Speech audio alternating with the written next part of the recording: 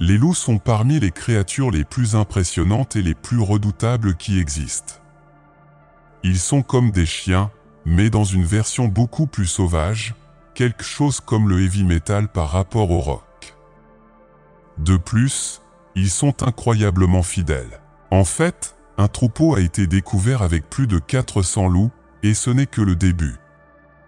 Lorsque plus de 2 troupeaux se joignent, ils forment ce qu'on appelle un super troupeau. Numéro 1. Les Wolves Mackenzie. N'est-il pas dérangeant d'imaginer un troupeau de loups travaillant avec un ours géant? Eh bien, c'est un peu moins surprenant lorsque nous parlons du Lobo Mackenzie, les plus grands loups du monde. Ces loups sont une version plus grande, plus forte et puissante du loup gris, avec des caractéristiques physiques qui les rendent encore plus imposants.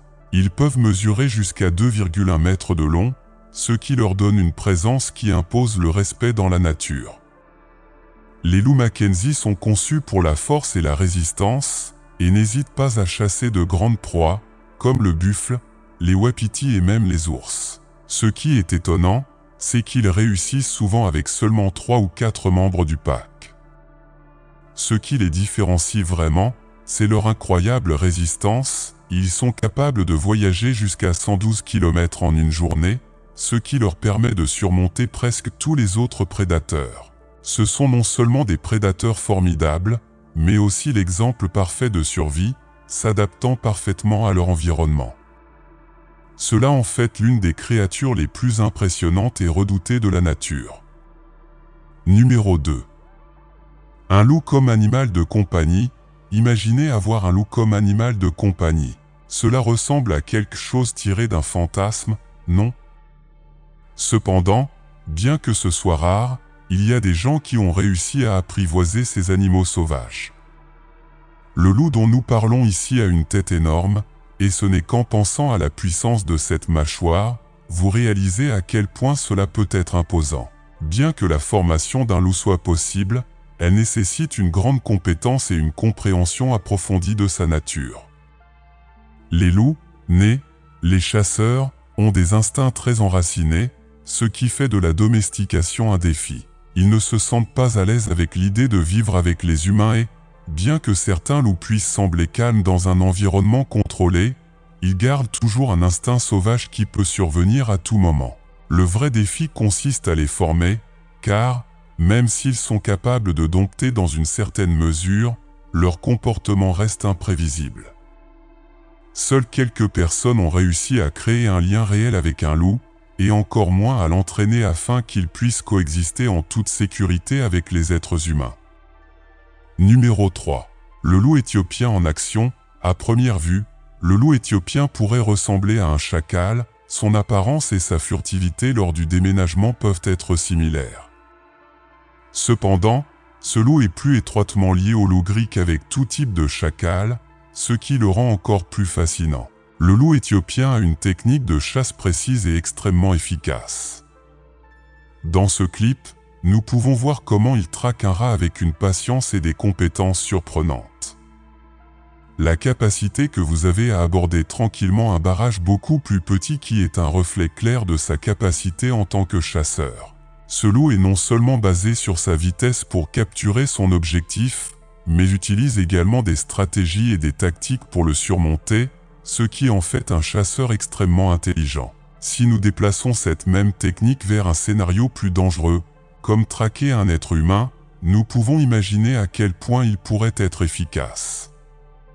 Le loup éthiopien est un expert de l'art de la prédation, montrant tout le potentiel de sa nature de chasse. Grâce à sa capacité et à son adaptabilité, il est considéré comme l'un des chasseurs les plus efficaces du règne animal. Numéro 4. Wolf ou husky sibérien. Bien que ces deux animaux puissent sembler similaires à l'œil nu, ils appartiennent à des espèces complètement différentes. Les loups sont des animaux sauvages qui vivent dans la nature, tandis que les huskies sibériens ont été spécifiquement élevés par les humains pour être des partenaires fidèles et pour effectuer des emplois tels que jeter des traîneaux dans des climats froids. La confusion entre les deux est principalement due à leur apparence fortement similaire, en particulier pour leur fourrure grise et leur visage avec des caractéristiques pointues. Il est impressionnant de voir comment un loup peut ressembler à un husky sibérien, ce qui peut conduire à des situations curieuses. Imaginez un chauffeur qui s'arrête pour caresser ce qu'il pense être un chien juste pour réaliser qu'en réalité, c'est un loup sauvage. Cette ressemblance pourrait faire partie de la stratégie du loup, car peut-être son apparence familiale peut vous aider à éviter d'être détecté ou même de générer un faux sentiment de sécurité chez d'autres animaux ou humains. Sans aucun doute, c'est un aspect fascinant de la nature qui montre comment l'évolution peut créer des similitudes surprenantes entre différentes espèces. Numéro 5. L'image du lone wolf est un mythe romantique. En réalité, les loups sont des créatures très sociales qui travaillent ensemble comme un troupeau pour chasser et survivre. Regardez attentivement comment un loup page habile met son regard sur un grand buffle. L'animal a du mal à rester au rythme du troupeau, ce qui en fait une cible facile pour les loups. Bien qu'il puisse sembler impossible pour un groupe de loups de faire tomber un animal aussi massif qu'un buffle, ces animaux ont dominé l'art de la chasse. La stratégie du troupeau est exacte, ils entourent leur objectif, l'isolant du reste du troupeau et usé à petit. Cependant, Buffalo n'est pas un adversaire facile, avec ses 360 kg de poids, il a la capacité d'écraser un loup avec un seul coup de pied. L'un des membres du troupeau le découvre de la manière la plus difficile, mais il est déjà trop tard pour le buffle. Les Wolves ont réussi à l'isoler et seront bientôt à vous. La coopération et l'expérience du pack ont à nouveau triomphé sur la taille et la force du buffle. Numéro 6. Dingo est une sorte de chien sauvage originaire d'Australie, qui se caractérise par son apparence similaire à celle d'un loup, bien qu'avec quelques différences adaptatives. Bien qu'il soit considéré comme un chien, le dingo n'est pas une race domestiquée, mais vit et a humain dans la liberté. Cet animal a une fourrure de couleur généralement dorée ou rougeâtre, et ses oreilles sont dressées, ce qui lui donne une apparence très similaire à celle des loups. Le dingo est un chasseur opportuniste qui s'adapte bien à divers habitats, des forêts aux zones arides et désertiques. Bien qu'ils chassent généralement seuls ou en petits groupes familiaux, leur structure corporelle et leur comportement social ont des similitudes avec les loups. Dingo s'est également avéré être un excellent survivant dans l'un des environnements les plus hostiles de la planète, en Australie, et s'est adapté à la vie à l'intérieur du continent et de la côte. Numéro 7. Tout comme les loups sont des prédateurs qui se déplacent dans le troupeau pour chasser, les requins sont l'un des chasseurs les plus efficaces de l'océan, avec une incroyable capacité à détecter leurs proies de longue distance. Les requins existent depuis plus de 400 millions d'années, bien avant les dinosaures. Dans le monde d'aujourd'hui, il existe plus de 500 espèces de requins, chacune avec des caractéristiques uniques qui leur permettent de survivre dans divers environnements. Des requins qui habitent les profondeurs abyssales à ceux qui patrouillent les eaux tropicales chaleureuses, ces prédateurs sont de vrais enseignants de l'adaptation. L'un des plus petits requins est le requin pygméo, qui ne mesure que 22 cm. Malgré sa petite taille, c'est un prédateur efficace dans son environnement. En revanche, nous avons le requin-baleine, le plus grand poisson de l'océan, qui peut atteindre 12 mètres de longueur. Malgré sa taille imposante, le requin-baleine se nourrit principalement du plancton, filtrant des milliers de litres d'eau à travers ses énormes bouches.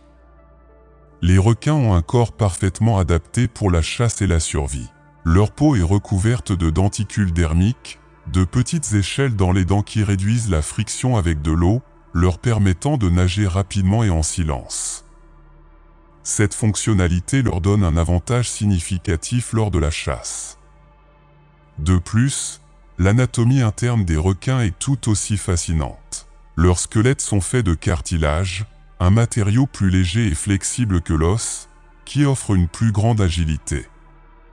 Ces mâchoires sont équipées de plusieurs rangées de dents pointues qui sont continuellement remplacées tout au long de sa vie. Un requin peut perdre et remplacer jusqu'à 30 000 dents dans votre vie. Les requins ont également une acuité sensorielle incroyable. Ses yeux sont adaptés pour voir dans des conditions de faible luminosité, ce qui est crucial dans les profondeurs de l'océan. De plus, ils ont un odorat extrêmement développé, capables de détecter une goutte de sang dans 1 million de gouttes d'eau, ce qui en fait des chasseurs efficaces.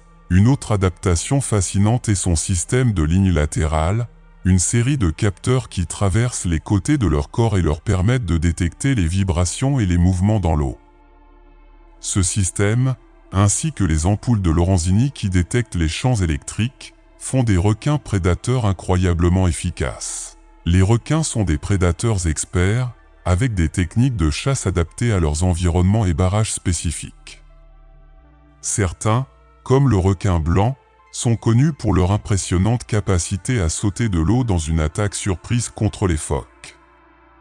Ce comportement, appelé violation, est à la fois spectaculaire et efficace. D'autres requins, comme le requin marteau, utilisent leur tête sous la forme de T pour frapper et étourdir leur proie, principalement des rayures, avant de les dévorer. La forme de leur tête offre également une vision stéréoscopique améliorée, leur permettant une gamme de vision plus large. Le requin tigre est célèbre pour son alimentation variée, qui comprend des poissons, des oiseaux marins et même des objets inanimés tels que les pneus et les assiettes d'enregistrement. Cette capacité à consommer pratiquement tout lui a donné le surnom de Sea Dump. De plus, le comportement social des requins est un autre thème fascinant. Certaines espèces, telles que le requin marteau, sont connues pour former de grandes banques, en particulier pendant la saison des accouplements. En revanche, de nombreux requins sont seuls, préférant chasser et vivre seuls. Le cycle de vie des requins varie considérablement entre les espèces, mais il existe certaines caractéristiques communes qui méritent d'être mises en évidence. La reproduction du requin peut être ovipara, vivant ou ovovivopara. Les femelles ovipares mettent des œufs qui se développent et éclosent à l'extérieur du corps. Un exemple classique est le requin bambou, dont les œufs sont protégés par une capsule connue sous le nom de sac de sirène. Ces capsules sont déposées dans des endroits sûrs jusqu'à ce que les jeunes soient prêts à naître. Chez les espèces animées, comme le requin taureau, les jeunes se développent dans l'utérus et alimentent une connexion placentaire, similaire aux mammifères. Cette méthode offre aux jeunes un avantage à la naissance, car ils sont mieux développés et plus grands. La reproduction des requins peut être un long processus, et les femmes n'ont généralement que quelques jeunes en même temps. Cela fait croître lentement la population de requins, ce qui les rend particulièrement vulnérables aux menaces externes. Au fil des ans, les requins ont été mal compris et souvent considérés comme des monstres. Dans la culture populaire, des films tels que Steven Spielberg's Shark ont créé une image de requins en tant que meurtriers impitoyables. Mais la réalité est très différente. Les attaques de requins contre les humains sont extrêmement rares. En fait, vous êtes plus susceptible d'être réalisé par un rayon que d'être attaqué par un requin.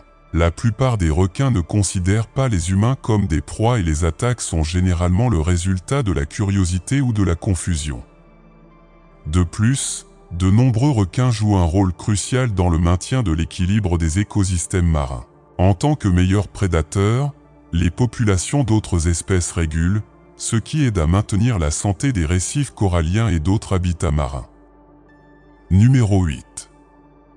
L'orca, également connu sous le nom de baleine meurtrière, est un cétacé très intelligent et social trouvé dans tous les océans du monde. Ils sont facilement reconnaissables pour leur coloration en noir et blanc et leur nageoire dorsale proéminente. Les orques sont des prédateurs d'appartements et se nourrissent d'une grande variété de barrages, des poissons aux mammifères marins. Ils utilisent des stratégies de chasse complexes et coordonnées, comme la célèbre attaque d'embuscade, pour capturer leur proie. Bien que son nom suggère de l'agressivité envers les humains, les attaques orcas contre les gens sont de nature extrêmement rare. Pour la plupart, les interactions entre les humains et les orques sont paisibles et se produisent dans des environnements contrôlés, comme dans les parcs aquatiques. Les ORC sont admirés pour leur intelligence exceptionnelle, leur comportement social complexe et leur capacité impressionnante en tant que prédateurs. Cependant, ils sont confrontés à des menaces en raison de la perte d'habitat et de pollution, ce qui met en évidence l'importance de sa conservation pour les écosystèmes marins. Numéro 9. La tortue caïman du genre Macrochli est l'une des plus grandes espèces parmi les tortues d'eau douce. Sa coquille distinctive avec des bords pliés peut atteindre jusqu'à 80 cm de longueur. Sa coloration, généralement dans les tons bruns ou oliviers, vous permet de compétence habilement dans votre environnement aquatique. L'une de ses caractéristiques les plus notables est sa capacité à rester submergée pendant de longues périodes, grâce à son nez adapté. Cette tortue est carnivore et se nourrit d'une variété de barrages, notamment du poisson, des crustacés et des oiseaux aquatiques, en utilisant sa mâchoire puissante et ses dents pointues pour capturer sa nourriture. Malgré sa présence imposante, il fait face à de graves menaces de conservation, comme la perte d'habitat et la chasse illégale. Des mesures de conservation sont en cours pour protéger cette espèce, mais plus d'efforts et de sensibilisation sont nécessaires pour garantir leur survie à long terme.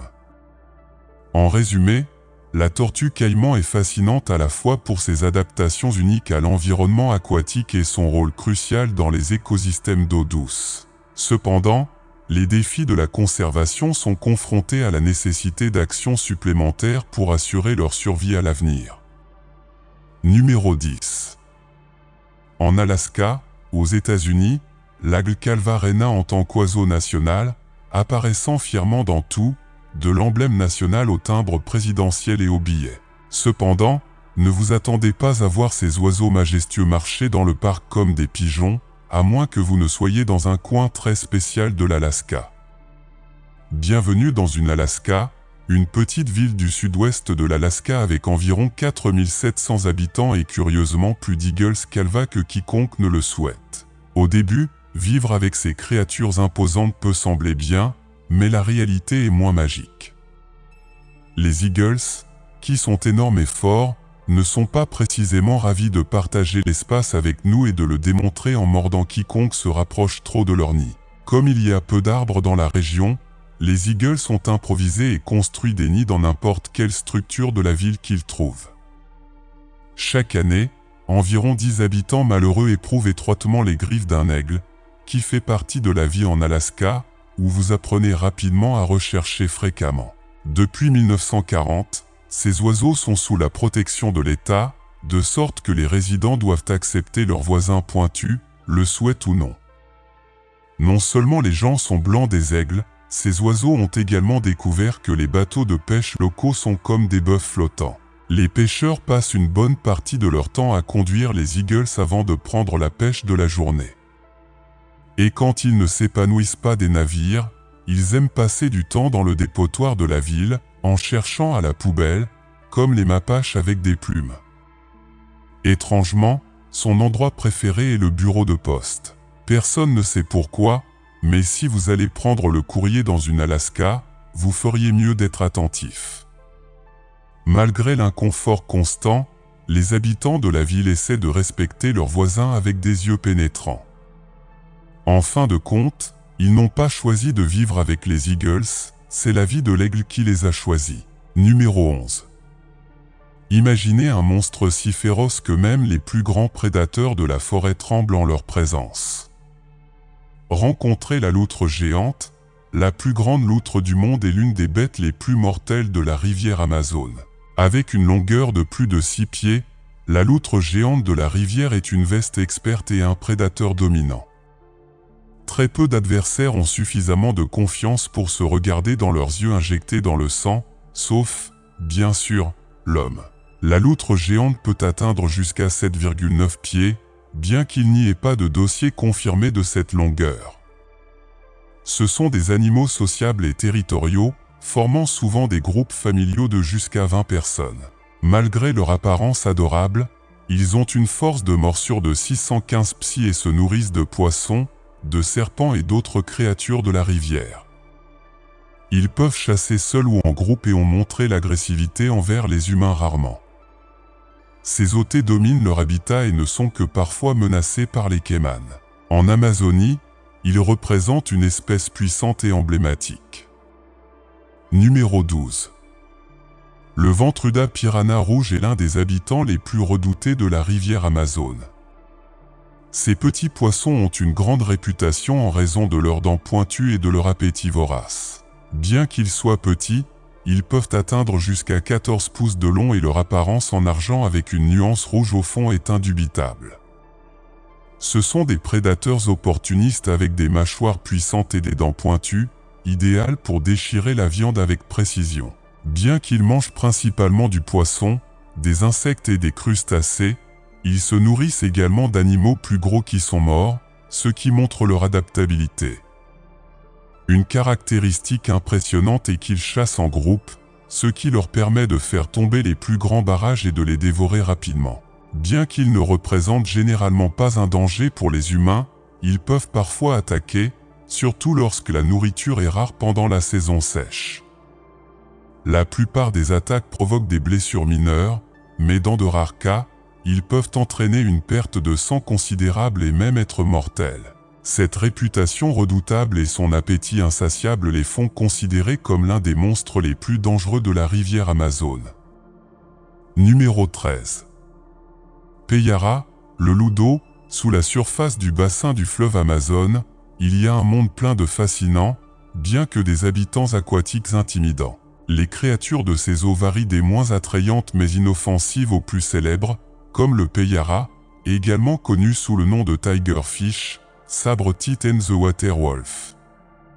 Le Payara se démarque pour ses dents pointues avec des lames pointues et deux crocs allongés de 4 à 6 pouces. Ces crocs sont si grands que les paiements sont nés avec des trous spéciaux dans leur mâchoire supérieure pour les accueillir.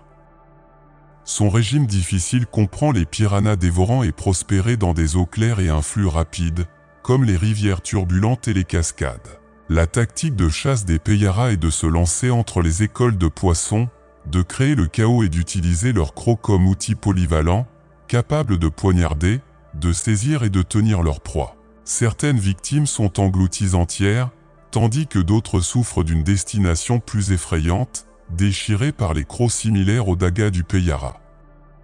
Numéro 14. Le crocodile gavial, une espèce fascinante, connue pour son apparence unique et ses adaptations aquatiques, est un grand reptile trouvé dans les rivières d'eau douce dans le sous-continent indien.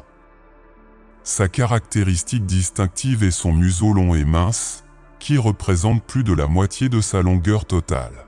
Ce reptile est un nageur qualifié et se nourrit principalement de poissons grâce à sa structure mandibulaire spécialisée. Ses dents pointues sont idéales pour attraper les barrages aquatiques. Le crocodile agial préfère les habitats avec des eaux calmes et douces, comme les rivières et les estuaires. Malgré son apparence imposante, il est considéré en danger d'extinction en raison de la perte d'habitat, de la pollution de l'eau et du braconnage. Des efforts de conservation sont en cours de mise en œuvre, tels que des programmes de reproduction captive et une sensibilisation du public à l'importance de préserver leur habitat naturel. En résumé, le crocodile gavial se distingue par son museau long et mince, adapté à la chasse aux poissons. Bien qu'il fasse face à des défis de conservation, des efforts sont en cours pour protéger cette espèce unique et contribuer à sa conservation dans la nature. Numéro 15. Promacototi, avec une tête remarquablement grande et aplatie, les yeux qui semblent presque lumineux dans les tentacules sombres et courts qui lui donnent une apparence énigmatique, ce calmar est une véritable merveille de la nature. Encore plus fascinant est la présence de nageoires allongées dans la partie supérieure de leur corps, une caractéristique particulière qui le fait ressortir parmi les créatures de l'abîme. Son habitat dans les profondeurs océaniques présente un défi pour les scientifiques, car les conditions extrêmes rendent difficile l'étude de leurs habitudes et de leur comportement. La pénurie d'informations sur cet être mystérieux ajoute une aura d'intrigue à son existence. Malgré cela, les efforts de recherche persistent, motivés par le désir de démêler les secrets entourant Promacototi. L'étude de ce calmar énigmatique nous apporte un peu plus pour comprendre la complexité et la diversité de la vie dans les océans profonds, nous rappelant qu'il y a encore beaucoup à explorer et à découvrir dans les profondeurs de notre planète. Numéro 16. Les vers du ruban sont un groupe de parasites appartenant au bord de platyhelminthes, et plus spécifiquement au groupe de cestodes.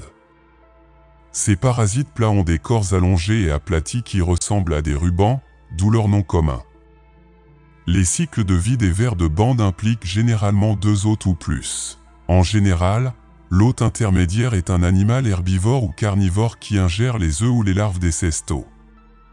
Une fois à l'intérieur de l'hôte, les larves se développent sous des formes appelées cysticercaux.